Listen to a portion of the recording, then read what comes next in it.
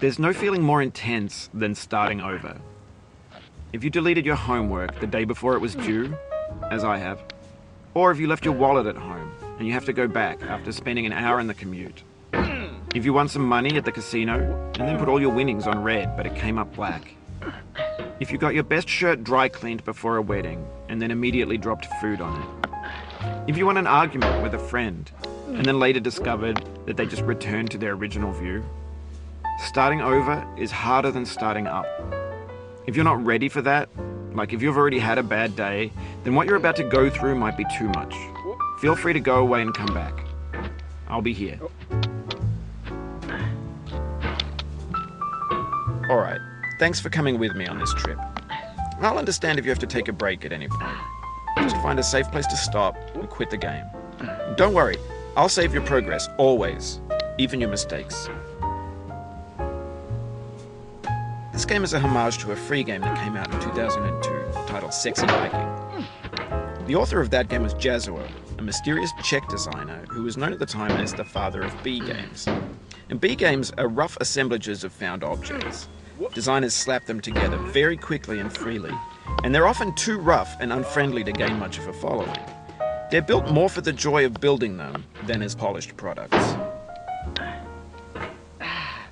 In a certain way, Sexy Hiking is the perfect embodiment of a B game. It's built almost entirely out of found and recycled parts, and it's one of the most unusual and unfriendly games of its time. In it, your task is simply to drag yourself up a mountain with a hammer. And that act of climbing, in the digital world or in real life, has certain essential properties that give the game its flavor. No amount of forward progress is guaranteed. Some cliffs are too sheer or too slippery. And the player is constantly, unremittingly in danger of falling and losing everything. Anyway, when you start Sexy Hiking, you're standing next to this dead tree that blocks the way to the entire rest of the game. It might take you an hour to get over that tree, and a lot of people never got past it. You prod and you poke at it, exploring the limits of your reach and your strength, trying to find a way up and over. And there's a sense of truth in that lack of compromise. Most obstacles in video game worlds are fake. You can be completely confident in your ability to get through them once you have the correct method or the correct equipment or just by spending enough time. In that sense, every pixelated obstacle in Sexy Hiking is real. The obstacles in Sexy Hiking are unyielding, and that makes the game uniquely frustrating. But I'm not sure Jazuo intended to make a frustrating game. The frustration is just essential to the act of climbing, and it's authentic to the process of building a game about climbing. A funny thing happened to me as I was building this mountain. I'd have an idea for a new obstacle, and I'd build it, test it, and it would usually turn out to be unreasonably hard. But I couldn't bring myself to make it easier. It already felt like my inability to get past the new obstacle was my fault as a player rather than as a builder. Imaginary mountains build themselves from our efforts to climb them, and it's our repeated attempts to reach the summit that turns those mountains into something real. When you're building a video game world, you're building with ideas, and that can be like working with quickset cement. You mold your ideas into a certain shape that can be played with, and in the process of playing with them, they begin to harden and set until they're immutable, like rock. And at that point, you can't change the world. Not without breaking it into pieces and starting fresh with new ideas. For years now, people have been predicting that games would soon be made out of prefabricated objects, bought in a store and assembled into a world. And for the most part, that hasn't happened, because the objects in the stores are trash. I don't mean they look bad or that they're badly made, although a lot of them are. I mean they're trash in the way that food becomes trash as soon as you put it in the sink. Things are made to be consumed and used in a certain context, and once the moment is gone, they transform into garbage. In the context of technology, those moments pass by in seconds. Over time, we've poured more and more refuse into this vast digital landfill that we call the internet. It now vastly outnumbers and outweighs the things that are fresh and untainted and unused.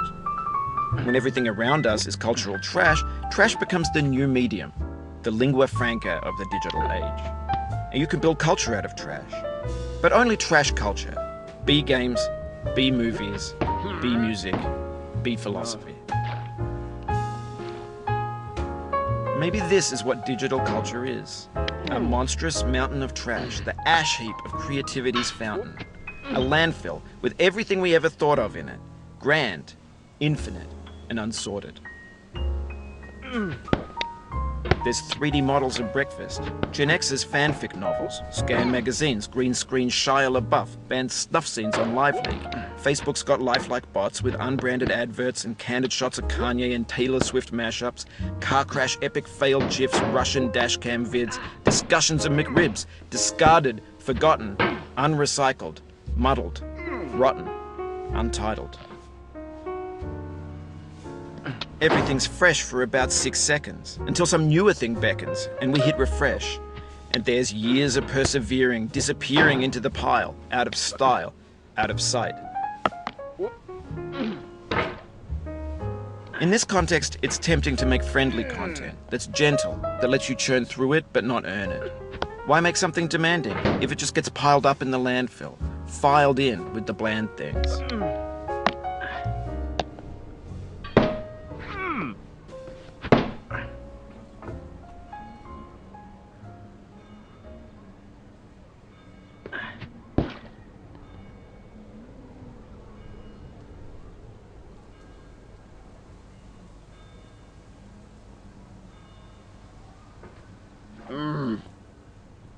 Oh, you just lost a lot of progress.